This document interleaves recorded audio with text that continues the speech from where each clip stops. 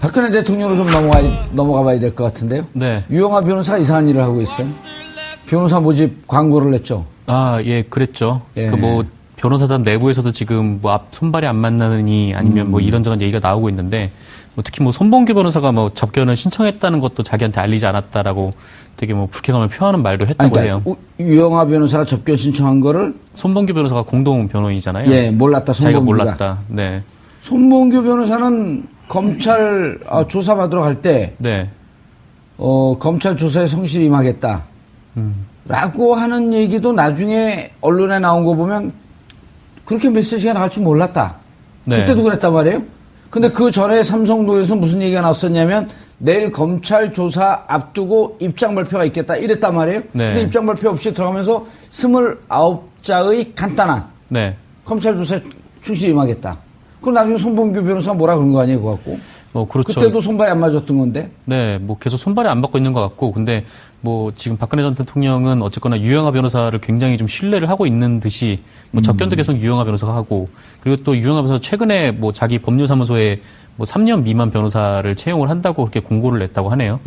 그래서 뭐 이게 뭐 뭐랄까 하여튼 집사 변호사라는 말이 있다고 하는데 예. 뭐 이것도 이 사실이 알려지면서 좀 단어가 떠올랐던 단어인데, 그러니까 일종의 뭐 박근혜 전 대통령이 구치소에 있지 않습니까? 예. 그러니까 이분이 면회를 할 수가 있잖아요. 뭐 9시부터 6시까지 면회를 하면은 그 방에서 나올 수가 있는 건데, 그 뭐 그렇게 이제 면회를 하면서 그 숨 쉴 수 있는 공간을 주고 뭐 잔심부름을 하기 위한 그런 변호사를 채용하는 거 아니냐. 예. 뭐 이런 보도들이 나오고 그러더라고요. 이게 좀 유영하 변호사만 면회를 하고 있잖아요. 네, 그렇죠. 손범규 변호사도 지금 면회를 안 하고 있잖아요. 안 하는지 못 하는지. 그렇죠. 예. 근데 제가 취재하고 제가 들은 정보에 따르면 지금까지는 별로 고통스럽지 않다. 그리고 잘 지내고 있다. 이렇게 얘기가 나오고 있단 말이에요. 네. 그리고 교도소에서의 정식 호칭은 대통령님이라고 하기로 했다고 하고, 네. 그리고 박근혜 전담반에서 7명 내지 8명 여자 교도관을 배치했다고 하고. 네. 이건 언론에 안 나온 겁니다. 그거 나왔어요. 나왔어요? 네. 깜짝이야. 다 나왔어요? 네, 다 나온 얘기예요. 예. 별로 중요한 게 아니네요. 아니, 중요한 얘기죠. 왜냐면 여자 교도관 7명을 전담 배치한다는 거는 한 명에 대해서 사실은 과잉이죠. 그렇지만 뭐 어쩔 수 없는 부분이 있으니까. 그건 이제 받아들일 교도소장 수밖에 없죠. 재량이니까요. 그렇죠. 예. 근데 일반적으로는 보통 두 명 정도가 이제 이렇게 맞는 게 맞죠. 자, 그런데 유영하 변호사가 이거 왜 그랬을까요? 그 3년 미만 경력 소속 변호사 모집이요? 예. 그거는 제가 봤을 때는 급여를 조금 주려고 그런 것 같은데요. 3년 미만의 경력 소속 변호사라고 하는 거는 기본적으로 로스쿨 수료하신 분들을 얘기하는데요. 기본적으로는. 예.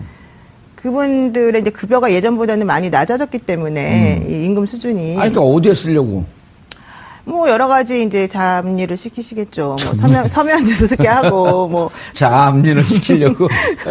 접견도 가게 하고 뭐 근데 접견은 아마 본인이 그냥 독점적으로 대통령에 대해서는 할 것 같고 나머지 사무실 관련된 여러 가지 일을 시키려고 하는 거 아닐까 생각이 들어요.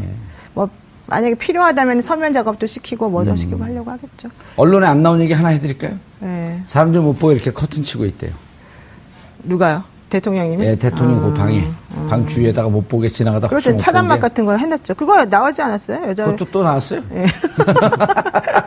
그게 이제 그건 안 이렇게 돼 나왔어요. 있어요. 여사동이 서울구치소에는 여사동이 2개가 있어요. 예. 1동하고 2동이 있는데 한 동에는 2층이고 한 동은 3층짜리예요. 예. 그리고 여자 수용자들을 접견할 수 있는 변호사 접견실이 3군데가 있어요. 예. 되게 좁아요.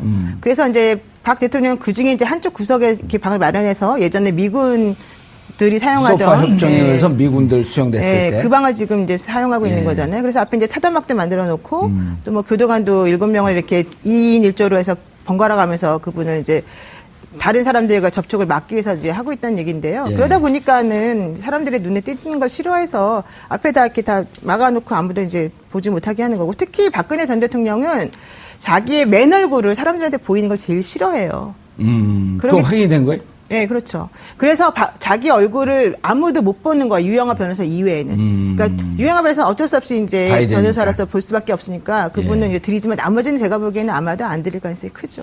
예. 이재원 평론가님, 네. 오늘 원래 저희가 이제 처음에도 얘기를 했는데 최순실 씨와 이제 이재용 부회장하고는 못 만납니다. 남사 여사가 나뉘어져 있으니까 접견가다가 만날 일은 없는데 최순실 씨하고는 많은 변호사들이 그랬거든요. 공범관계, 핵심적 공범관계이기 때문에 원래 같이 수용해서는 안 된다. 네. 근데 이제 최순실 씨가 결국 남부구치소로 갔습니다. 예. 이건 기본적인 원칙이거든요. 그렇죠. 예. 그런데 밖에 이경재 변호사나 유영하 변호사를 통해서 끊임없이 서로 소통하고 있지는 않을까요? 그거는 이미 오래전부터 예. 계속 그렇게 소통을 좀 해온 것 같아요. 양쪽이 서로 이렇게 탄핵심판 과정에서 이 대리인단의 전략을 봐도 그렇고, 최순실 씨가 전략을 쓰는 것도 봐도 그렇고, 그때 이미 굉장히 강경하게 대처하면서 다 모르쇠로 일관하고 그런 식이었잖아요. 네. 이런 것이 사실은 마치 누구 한 사람이 지휘하는 것처럼 이렇게 쫙 진행이 됐단 말이죠. 예. 그래서 그때부터 이미 소통은 계속 해왔을 것이다. 그리고 지금이라 그래서 그게 달라졌겠습니까? 변호인단 간에는 아마 계속 소통을 지금 하고 있는 것으로 예. 이렇게 봐야 되겠죠. 그게 합리적이죠. 예. 네. 자, 블랙리스트 재판도 또 진행이 돼요. 이게 사건이 대한민국 국민이 전체가 다 변호사 수준으로 이 법률 지식과 재판 정보에 대해서 알아야 되니 이거 어떻게 살죠, 우리처럼. 그러니까요. 우리나라 국민들이 정말 이번 사건을 계기로 해서 예, 변호사 필요 없는 세상이 됐어요. 변호사들이 정말 살 곳이 없어지고 있습니다, 점점. 예. 지금 재판 어떻게 되고 있나요? 김기춘, 조윤선. 블랙리스트 재판이 사실은 되게 중요한데 예. 그동안에 이제 계속 모르쇠로 일관을 해왔었는데 어제 나온 기사에 의하더라도 조윤선 전 장관 같은 경우에는 본인이 정무수석으로 그때 들어오면서 전임자로부터 브리핑을 받는데 처음에 웃고 있다가 나중에는 얼굴 표정이 굳어졌다는 얘기잖아요. 블랙리스트 관리 얘기를 듣고 특히 그것을 대통령이 직접 챙겼다 이런 얘기까지 들으면서 우리가 이런 것까지 해야 되냐 이런 얘기도 했었다는 거예요. 조윤선 장관이? 예, 그러니까 근데 이제까지 왜 부인하고 그러니까 있었어요? 그동안 부인했던 것에 이제 빼도 박도 못할 증거들이 그렇게 나와서 아하. 이제 아마 오늘 재판에서도 그런 것들을 들이대게 되면 좀 심경의 변화를 일으킬 수도 있다 이런 누가요? 조윤선 전 장관이. 그리고 또 하나는 조윤선. 지금 그 진술은 조윤선 장관이 했다는 게 아니에요? 한 게 아니죠. 다른 사람이 이제 어제 다른 사람이 한 거고. 조윤선 장관이 듣고 있으면서 전임 장관으로부터 전임자로부터 인수인계 받으면서 그 얘기를 듣고 얼굴이 굳어졌다. 얼굴이 처음에는 굳어졌다. 웃으면서 즐거운 마음으로 듣다가 이제 이렇게까지 해야 되느냐 이런 얘기를 했다는 그때 정무수석 인수인계 때 얘기를 하시는 거죠?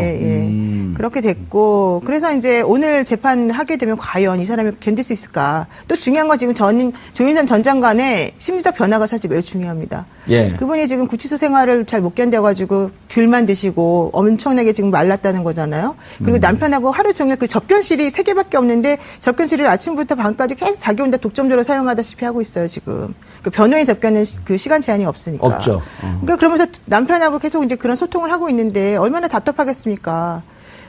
그런 여러 가지 것들을 지금 보게 되면은 본인이 빠져나갈 방법이 점점 없다는 것을 이제 깨닫게 되는데 이런 결정적인 증거까지 법정에서 제출이 되게 되면 사실은 이제 결정을 해야죠. 본인 스스로도. 계속해서 일관되게 부인하는 식으로 갈 것이냐 아니면 정말로 김영재, 김상만 그런 병원 그 원장들처럼 그냥 죄송하다 그러고 읍소작전으로 갈 것이냐.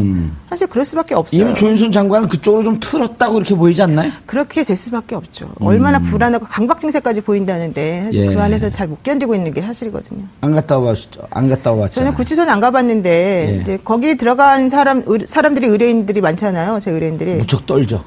아니 근데 두 부류가 있더라고요. 되게 적응 잘하는 사람들도 있고 저 같은 사람들이 있고 그리고 또 적응 못해서 조금 말린 사람도 있어요. 근데 좀 지나고 나면 확실히 이제 얼굴들은 다 살이 좀 붙으셔서 세 번째 좋아지기도 부류가 하고. 있어요. 어떤 적응 못하면서 잘하는 척하는 사람도 있어요. 연기하는 사람들 쪽팔리니까. 또 뭐 가면 우울증 이런 건가요? 가면성 우울증이요? 아니 참는 거죠. 참아요? 무너지면 지금 죽는다고 보고. 근데 이제 조윤선 장관 같은 경우는 정말 무너진 제가 거죠. 보기엔 무너지고 있어서 예. 좀 걱정스러운 부분이 사실 있어요. 기자들 통해서 이종훈 평론가님 네. 기자들 통해서 듣는 얘기는 정신 상태가 심각하게 무너졌다 이렇게 보도가 나오거나 혹은 정보가 이렇게 들어오고 있거든요. 아니, 그러니까 조윤선 전 장관은 지난번에 그 청문회 할 때 우리가 확인했잖아요. 예. 계속 이렇게 몰아세우면 예. 실토를 한다는 거죠. 예, 그래서 참 행복하게 말씀을 하시죠. 소위 말하는 이른바 그 멘탈이 예. 그렇게까지 강한 인물이 캐릭터가 못 된다. 그래서 그런데도 지금 갇혀 있죠. 게다가 이분이 또 얼마나 외모에 신경을 많이 쓰시는 분입니까? 이 피부 관리 굉장히 신경을 많이 쓰시거든요. 조금 위험합니다. 박근혜 전 대통령 못지않게 예. 굉장히 그런 쪽에 신경을 많이 쓰는 걸로 알려져 있는 분인데 예. 그런 것도 못하지. 그러니까 여성으로서 그런 스트레스가 엄청날 거예요 아마. 예. 그런 것 때문에 아마 더욱더 지금 굉장히 좀 심리 상태가 불안정할 거다. 노영희 변호사님, 네. 마지막 결정적 질문. 하지 마세요. 아니요, 법률 질문. 아, 예, 왜냐하면 알겠습니다. 예. 조윤선 두 부류가 지금 남아 있는 거예요. 김기춘 끝까지 모른다. 조윤선 장관 사실은 했습니다. 대통령 지시로 했습니다. 그리고 인정하고 잘못했습니다. 라고 갔을 경우에 직권남용이란 말이에요, 이게. 물론 기본적으로 특검에서 헌법 정신을 위배한 것이다라고 아주 높은 법률 철학적 얘기를 했지만 법은 싸잖아요, 이게. 직권남용 5년 이하의 징역. 네, 되게 형량에서 약간 예, 10년 이하의 자격정지. 1,000만 원 이상의 벌금. 이하의 벌금. 이하의 벌금. 그게 싸단 말이에요, 이게. 그럼 인정하게 되면 조윤선 장관 같은 경우는 형이 집행유예 나올 가능성이 높은데. 나와야 되겠죠, 사실. 근데 김기춘 실장 같은 경우는 부인한단 말이에요. 그럴 경우 집행유예로 못 나오지 않습니까? 이제 집행유예 해주는 조건이 예. 기본적으로 본인이 이제 정말 예, 범죄 인정하고. 저질렀다면 범죄한 사실을 인정하고 진정하게 뉘우치고 이래야 되잖아요. 개전의 정이 있는 게 또 예. 중요하고.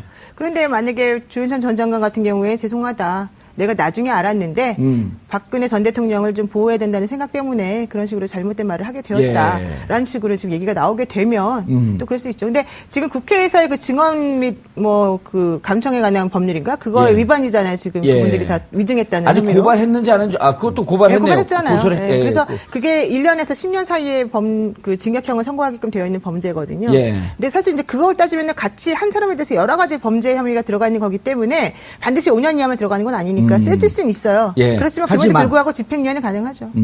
아니요, 김기춘. 김기춘 전 인정을 안할 김기춘 전 실장 같은 경우에 또 끝까지 인정 안 할지는 사실 몰라요. 그분도 사실은 대통령이 시켰다라는 식의 말을 조금 했어요. 했죠. 예, 그래서 이분이 재판이 사실 지금 시작한 지가 오늘인가가 지금 첫 번째 날 아니겠습니까? 그러니까 앞으로 어떻게 전개될지는 모르고 그래, 그렇게 전제로 끝까지 부인했을 경우에. 끝까지 부인한다 그러면 사실 집행유예 해주기는 어려울 수도 있죠.